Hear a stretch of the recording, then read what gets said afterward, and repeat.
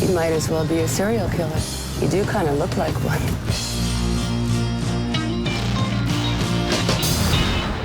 Murder, duckling mutilation, and David Bowie. Lars von Trier is back in town, and this time he's brought a psychological evaluation of a serial killer with him. But is it a piece of quality construction or just a load of jack? Welcome to this light-hearted debate presented by the Curzon Film Podcast. I'm Jake Cunningham, and joining me to talk about Lars's latest, from Little White Lies and very much happy at home in Jack's house, it's Hannah Woodhead. Hi, thanks for having me. And from The Independent, and perhaps ready to raze this construction to the ground, Clarisse Loughrey joins us as well. Hi, thank you for having me. I'm ready for destruction. Excellent to hear. Hannah, you're very happy to be building this from the foundations. Love every brick in this wall. I'm a Jack booster, I'm referring to as our collective. I was waiting for this, been waiting for this since Cannes, and saw it, ready to defend it, ready to go to bat for Lars. And Clarisse, you're happy, as I said, to bring it down brick by brick. Yeah, I saw it more recently and went, meh. So it's the opposite reaction in every single way. Yeah, and perhaps perfect for this podcast, and maybe the worst reaction that Lars could hope for. I'm very much kind of middle ground. I'm amber on this film, and I'm ready to be persuaded by either of you.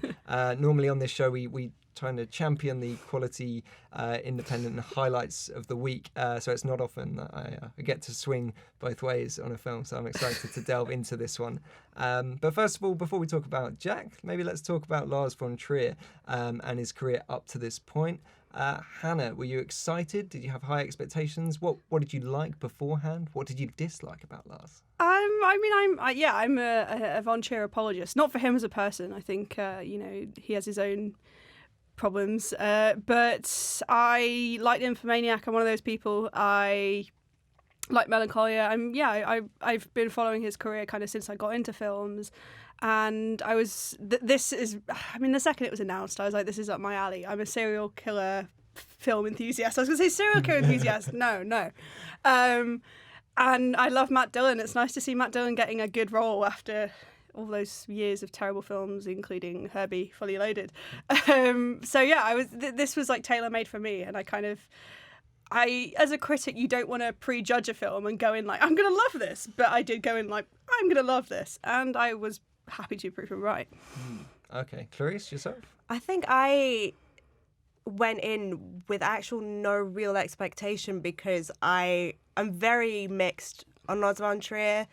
I think there's this scale with him that when he's making films that are for us, I guess, and about humanity, even if they're, completely like nihilistic and depressing, I love that. But I think the more that he's realized that he's a provocateur, the more that he started making films for himself. And I just don't have time for a provocateur. And so I think whenever I can see him switching into that mode, that's when I just switch off emotionally and mentally, and I just go, right, on you go, just do it. So perhaps more for a Melancholia.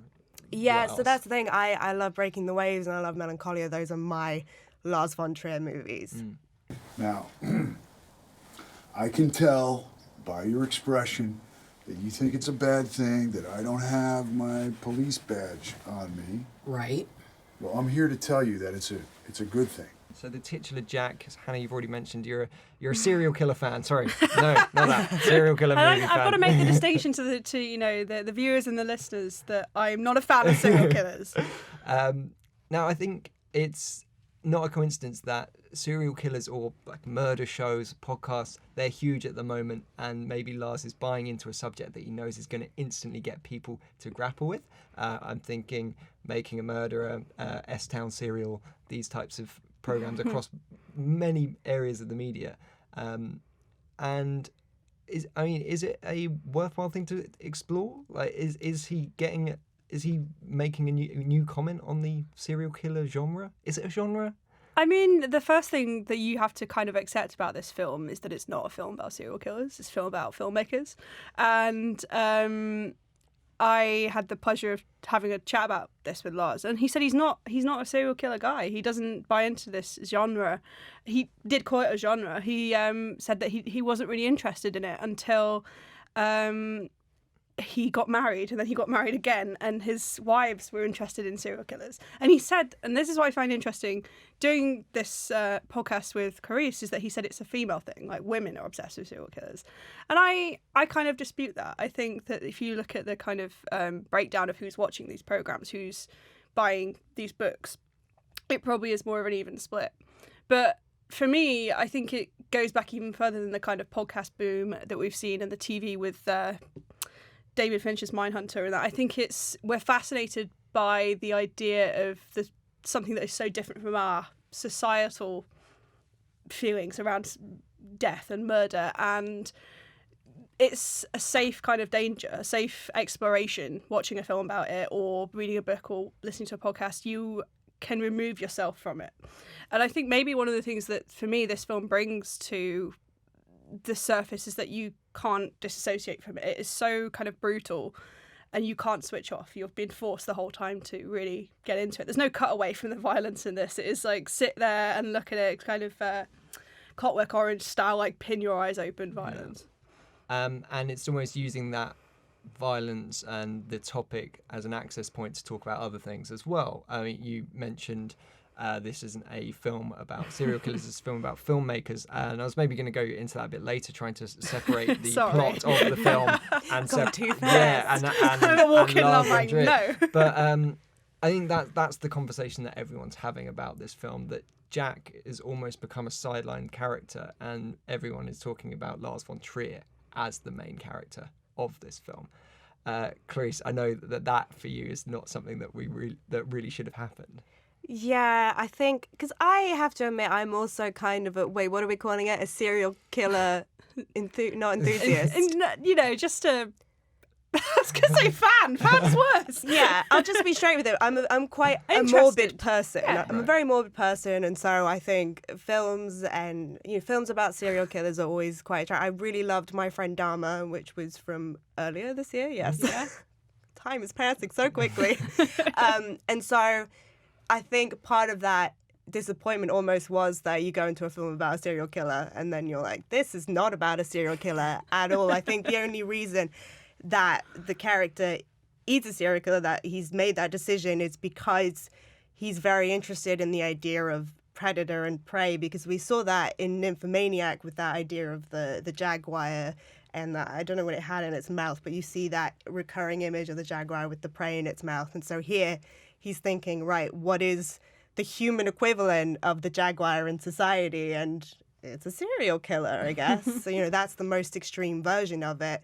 And so I don't even know if Lars von Trier is aware of all these murder podcasts. I don't really know how in tune he is with pop culture. I imagine he just sort of, I don't know, sits in a hut somewhere and just comes up with these ideas. So I think it is, as a film culturally, it's completely detached from everything that's going on at the moment. I think it's very much its own little thing. Yeah. I mean, it feels like maybe he's, after Nymphomaniac, he's kind of heightened the level of depravity just to get people talking about it, right? So Nymphomaniac, for me, which I actually really liked, it felt like Lars von Trier saying, I will make the film that people exactly expect me to make. Oh, yeah.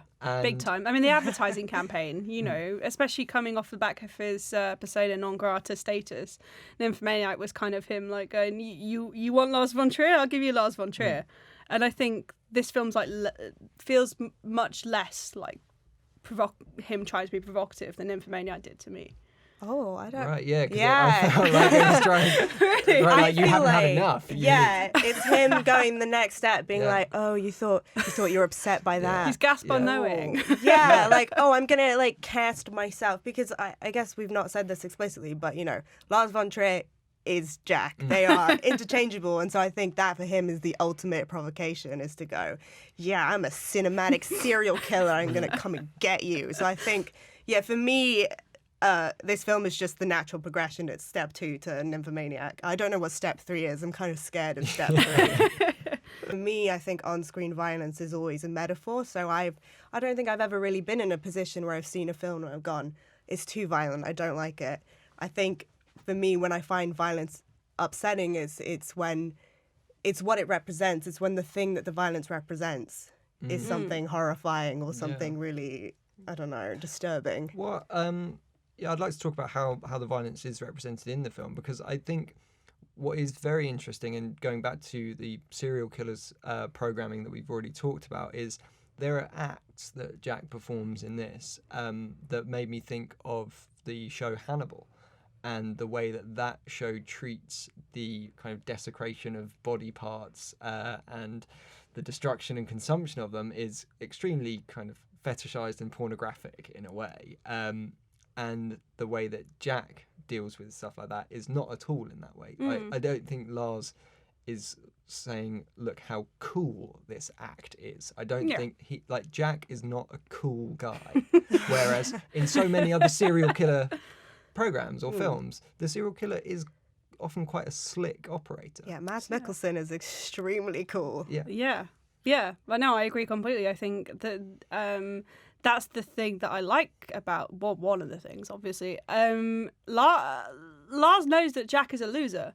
You know, there's kind of no mistake about that. The first time we see him, he's, you know, in this car with these sort of Jeffrey Dahmer glasses and this like beige raincoat on, and Uma Thurman like totally just takes him for a ride. She's just like, you are a sad little man, and I am gonna do what I want. I'm gonna make you take me to the mechanic. She, you know, he's very downtrodden, and for me, his violence is kind of like a reaction to how emasculated he feels.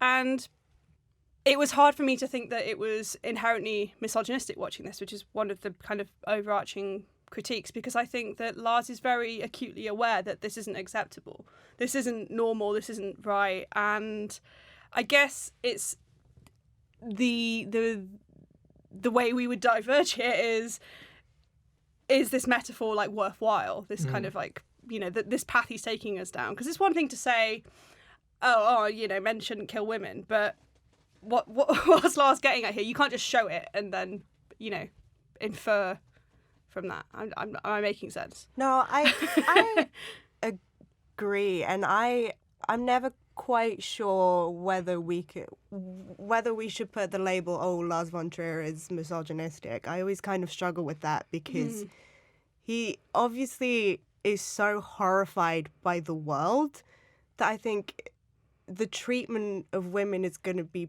part of that. And I think it's just almost part of his worldview of everything's terrible, women are awful, but also women are terribly treated. And I think it's hard, because that means sometimes the films come across with a sort of malice towards women, and maybe there even is a malice towards women in his films, but I don't know if it comes from a strict, like, I dislike women. I think it comes from I hate the world, and women are part of the world, and so I hate women too. So I really struggle with that question when people ask, are his films misogynistic? I don't know. I feel like I don't really have an answer. I think it's not helpful, but that's the case. I think, especially with this film, you know, there were two prominent female, well, maybe four prominent female characters. In these, you know, Jack has these. How many incidents? 6. There are 5 incidents that frame the film, and then the prologue, and then epilogue. Epilogue, sorry, there's no prologue. And these incidents, in 3 cases, are also the character names of the women involved. Yeah. So not all the women in this film get a name, which again I think a lot of people struggle with. The idea that this is like just kind of faceless violence against women, which. Yeah, I totally agree. You know, I've read a couple of criticisms that sort of feel that to him all women are in this film is objects, and I don't think it's to Lars. I think it's to Jack. But then if you're saying, well, Jack is Lars, then it's, you know, where does the film begin and the film end and Lars begin? You know. Yeah, I think because that's where my big issue with the film comes in, is that I'm sitting here, you know, still unsure whether I think Lars von Trier is misogynistic, and he's come in and made this film that's like, I'm such a oh God, you guys all hate me. Yeah. Don't you just hate me? And I'm so terrible to women. And so to watch this entire sort of, I think there's something very self-flagellating about the film, and that is my problem with it, because he's decided that we all despise him, and so he's going to make us watch this movie about him being such an evil, because hopefully it's not too much of a spoiler, but the film is this conversation between Jack and this Verge character who is sort of an otherworldly, maybe transporting him to an underworld kind of place individual. And at the beginning, this character goes, Jack, I don't care what you tell me. Nothing, I've heard it all before. Nothing's going to move me or scare me. And then by the end of the film, he's like, you're so evil. You are Satan. And so I think when you watch that film with in mind the idea that Jack is Lars von Trier, it's basically Lars von Trier going, oh, I'm so evil. Oh, I'm just so in a way, evil. it's just and like then... him giving a nice little pat on the back for himself. Like I lived up to it, didn't I? It made me think of in Nocturnal Animals when there's a book within a book, and the book is received so well and so dramatically, and then you remember that Tom Ford wrote that book within the book, and so he's written his own critical reception into the film. It's exactly that. It's like that awkward thing when a filmmaker makes an assumption about you, and if they don't live up to that assumption, then you're just sitting there going, what is this? Yeah. Like, why are you making me go through this journey with you that I didn't want to go on in the first place?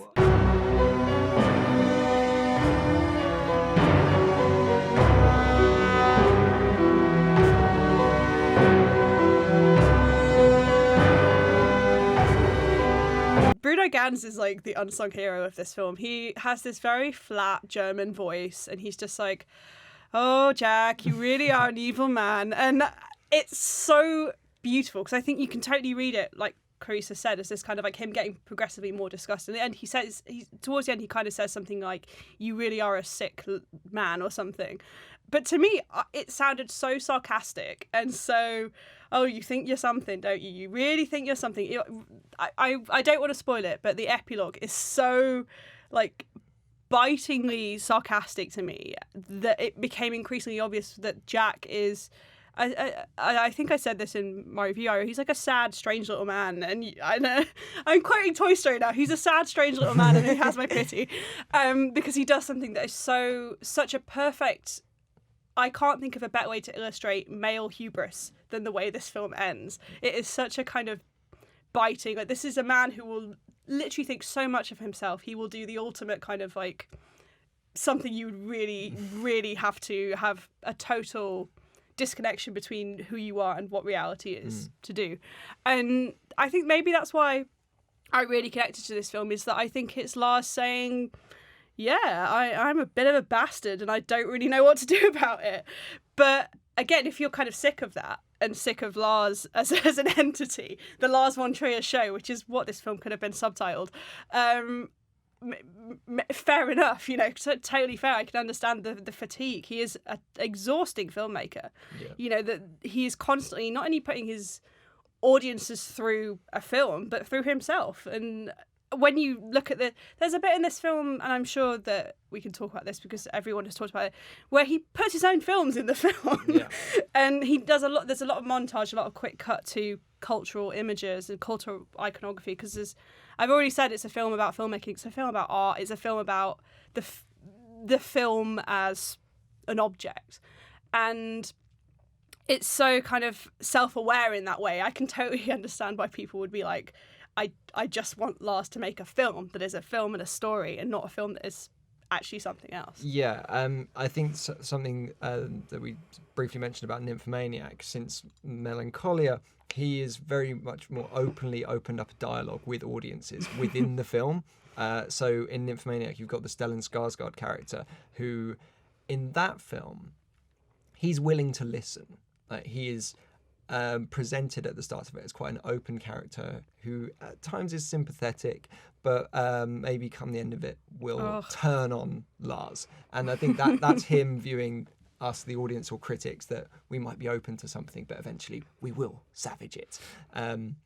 Whereas in House That Jack Built, the audience surrogate is this Verge who's having that dialogue with Lars. But here he has made the audience someone who's already giving Lars passage to hell. So it's like, in this film, he has already decided what the reaction is. He's already said the audience is going to want to drag me down for this. And it's also, you can make a film saying, I'm a very, very bad man. Well, there's nothing I can do about it. Because I think, to fit this film into, his entire body of filmmaking, I think his whole opinion of the world is very, it's very clearly like, it's terrible, we can't fix it, like Melancholia, let's just crash a planet into it.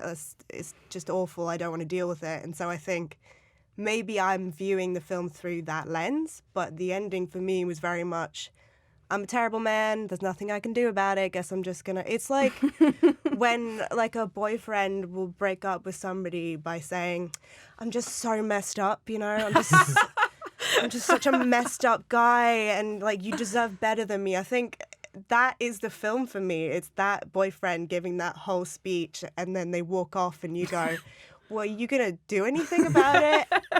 That makes sense. Particularly when I think something like Melancholia does actually seem to have real characters in it, like real people who you do feel sad for the end of the world happening to them. Whereas I'm not sure. I think there's one character in this film that feels like a real character, and it's the character that Riley Keough plays. She's only referred to as Simple. Because I'm sure she has a real name in the film, and I'm just forgetting what it is. Because I think Jack, when he's introducing her, says she was called something, but I called her Simple. And I think perhaps the fact that the credits of the film and viewing it as Jack / Lars's film, that she's but and I think as a credit to Riley Keough, I mean, I think she's only in it for like 10 minutes, maybe 10 minutes tops. I mean, she's great. She's great in everything. She's great. This could be the Riley Keough podcast if I had my way. There's one guy we need to talk about, and it's Matt Dillon, number one fan club member over there, Hannah. He looks like Sam the Eagle from Sesame Street, and I love it. Go away and Google Sam the Eagle. You'll see what I mean. I'm thinking it right now. Yeah. Eyebrows. It's the eyebrows. Yeah. It's slowly coming together. When we edit this together on video, have a little. Can we get side by side on the two? Can they come in from opposite directions and just meet in the middle and then fuse into over the credits? In fact, and over then the credits. when the transition happens, can we have the X-Files music? Production values through the roof. But Matt Dillon's great. You mentioned My Friend Dharma already. I think. Like, he's dressed up that way. He's got the glasses. The trench coat he's got the transparent trench coat from American Psycho. He's got all these. He has a lot of like looks in this.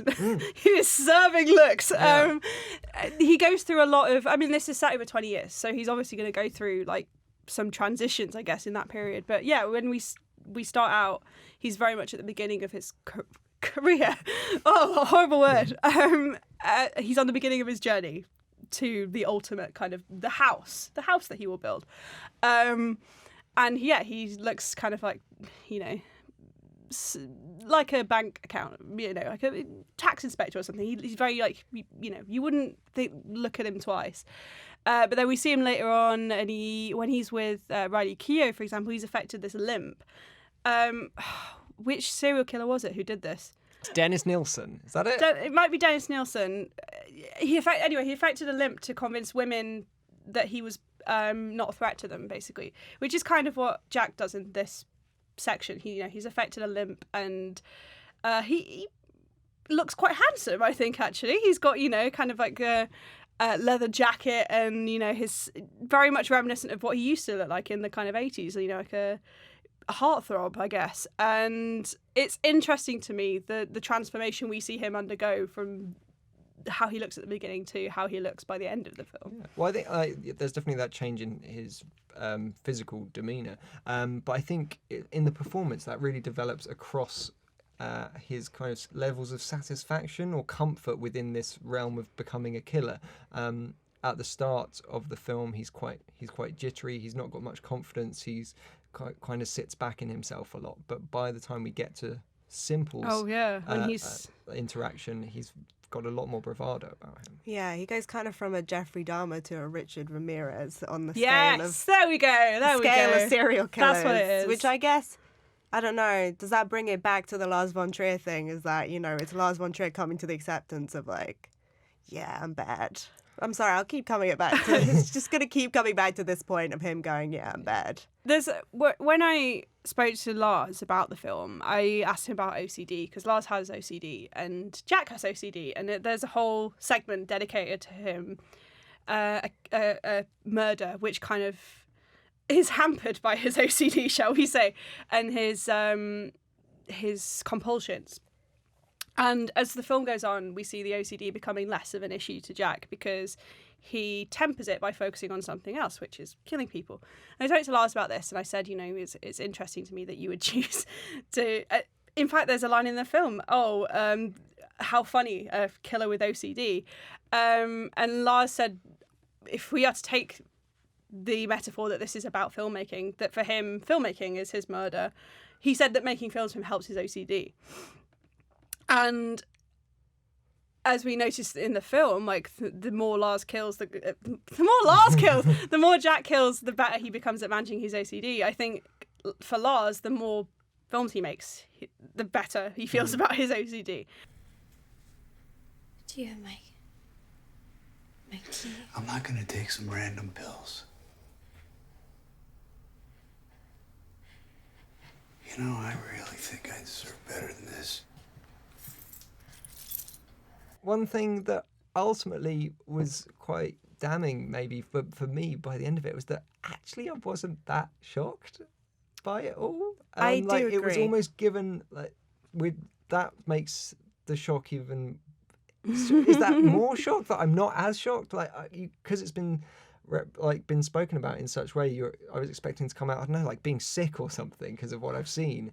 But actually, I've maybe found other works of his more shocking than this. Yeah, I'm glad that you said that, because I just wasn't. I felt like I wasn't fazed by it, and I started to worry. I was thinking, am I turning into a psychopath because I'm watching this entire film and watching all these acts of violence and going, okay, what's next? Yeah. And I don't know. I guess for me, film on-screen violence, it has to do with the emotions behind it. And I think because all of this is so, so metaphorical and so clinical and so, because it is so much about Lars von Trier, it's not about murder, it's not about the victims, I think, because the victims are just, I don't know, they're just props. Yeah. When they die, maybe They are props to him, literally. Yeah. Perhaps There's a it whole goes kind back of... to they're not really being characters, because we feel pain on screen so much more when we know who it's happening Exactly, to. yeah. And I think this year as well, there have been some extremely violent films that have come out that maybe have affected people. I mean, I was more shocked watching kind of Revenge, the Coralie Fargate movie, than I was watching this. I don't know if it is that I've come to expect it from Lars von Trier now, so there's kind of nothing he can do to shock me. But also, yeah, I think you don't really care because you don't have time to care. There's, it's just, it's easier to disassociate yourself from the violence that's happening when you don't know who it's happening to. Yeah. And that's true in society as well, I think. Yes, right. It all comes back to that. So where do we think this one lands in the oeuvre of Lars? Is it one that we'll be revisiting compared to others? I think we will have to revisit it because this is, in a way, his ultimate statement for good or bad. I think for me, it's a film I don't have any interest in returning to because, he gave me the message. I've got it. I've understood, and now I can move on with my life. So I don't know. I don't know if it's going to, because, every single one of his films has been so controversial. I think this one being controversial isn't going to make any difference to its legacy. So I'm not so sure. I think there will be some necessary part of it that we will have to keep talking about. Every time he releases a new film after this, we'll have to keep referring back to, right, what in this film, sort of relates back to what he made next, I guess, if that makes sense. It's becoming this odd Marvel cinematic universe where all of everything that came before it is now going to play into everything after it. And how much, is that just going to make his audiences get smaller and smaller whilst you've got to been paying attention to the last 20 years? If he does anything that comes across as misogynistic in his future films, and everyone's going to look back at this and be like, well, what was the point of this film then? If you're saying it's bad, what's going on here, Lars? Yeah, I think it's funny. The Image book is out now, I guess, as well, and people have said that feels like the culmination of Godard's career, and it's him saying this is it, and that's what the house that Jack built feels like. I think was it Robbie Collin that called it was either Robbie Collin or David Elliott that said it feels like a suicide note, which is a really dark thing to say, but I kind of get where they're coming from. It feels like a film that you would make right at the end of your career. And as far as I know, Lars is still he's making another film now. He has no intentions of stopping making films. And something that I'm still wrestling with this film as much as I love it, is kind of what is the point here? To, you know, what's the point Lars is making? Is it just that life is pain and that's it? Because maybe it is, and if that's what he's getting at, then fair play. You know, it's that he's a naughty boy. That's the point of the film. I think he's saying very much so, come the end of the film, that the real house that Jack built was the friends we made along the way. Oh, and they were used to build the house. Yeah. And I think that's all we've really got time to talk about. But if you want to fill in the gaps in your Lars von Trier back catalogue and really catch up with the Lars cinematic universe, you can do so on Curzon Home Cinema. And on there we've got Breaking the Waves, Dancer in the Dark, Dogville, Antichrist, Melancholia, Nymphomaniacs Volume 1 and 2, both the regular and Edgelord's cut. And we've also got The House That Jack Built too. And they're all up there on home cinema for your viewing pleasure. why not do an all-night marathon? Yes. Oh my God. If anything needs to Sounds like ram home the life is pain. The worst time of your life. Come round my ever. house, we'll do it. I watched all the Harry Potters and I thought that was hard. I can't imagine doing all the Lars von Triers. I'm sure Lars would be happy to be up there in the level of pain threshold as the Harry Potter films. You can have that, Lars. Yeah. All right. And if you've got any thoughts on The House That Jack Built, then do let us know by emailing podcasts@curzon.com. We'll save those up for a future show, or you can always tweet us at Curzon Cinemas as well. If this is your first time listening to the show, then please do subscribe. You can do that at iTunes, on Acast. We're on Spotify now too. And when you're there, you can leave us a review and comment as well. Coming soon on the podcast, we'll be looking at some of our highlights of the year, and we'll be talking to Mark Gatiss all about 10-time BIFA award winner, The Favourite. And that's about it. So I must say thank you to Clarisse and Hannah for coming in to Thank you share for their having me. pain with us. It's been fun. I've had fun. Yeah. You know, exercise some demons. Yeah. Excellent. All right. And you can keep up with everyone here on Twitter. I'm at Jake H. Cunningham. Clarisse, you are? Oh, I'm at Clarisse Loughrey, which I'm not going to spell, but look at surrounding text next to this podcast. And Hannah? I'm Good Job Liz, which is another Lars von Trier reference. So if you know it, tweet me. Brilliant. Thanks so much for joining us. See you next time. Some people claim that the atrocities we commit in our fiction are those inner desires which we cannot commit in our controlled civilization. So they are expressed instead through our art. I don't agree. I believe heaven and hell are one and the same. The soul belongs to heaven and the body to hell.